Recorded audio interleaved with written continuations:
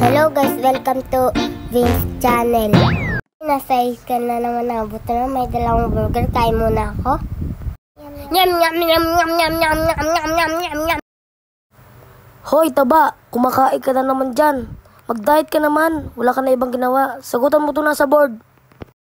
Sige po teacher. Alam ko sagot dito. 10.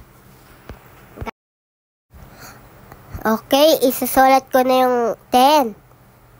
Anong 10? Hindi yan 10. Guys, pupunta na akong kantin para makabili na ako ng pagkain. Hala, nasanggol ko yung babae. Ano ba yan? Tumingin ka sa daanan mo. Sorry miss, hindi ko sinasadya. Ano ba yan? Teka pa nag-gym. Bakit naman? Kasi ang taba-taba mo eh. Miss, parang nagkagusto na ako sa'yo. Di kita gusto kasi mataba ka.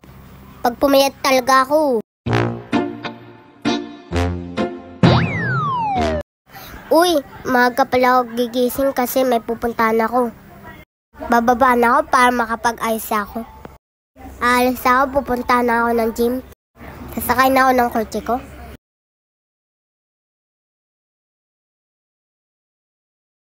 Aalis na pala ako.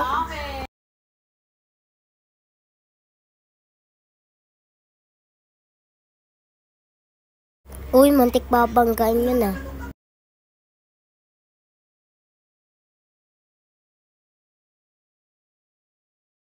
Malapit na ako.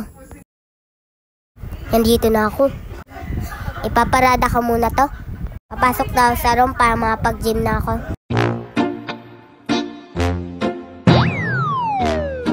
Uy, ang laki ng pinagbago ko. Nasaan na kayo yung mga classmate kong nambobole, tsaka lalo na yung babae? Ay, siguro hindi ko sila mapapatawad sa ginawa nila sa akin.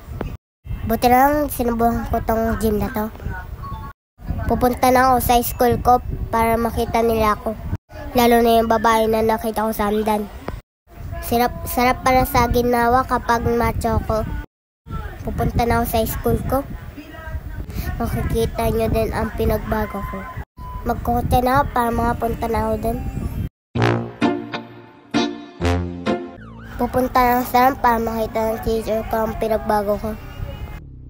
Papasok na ako. Teka, walang tao ah. Nga pala, walang pasok.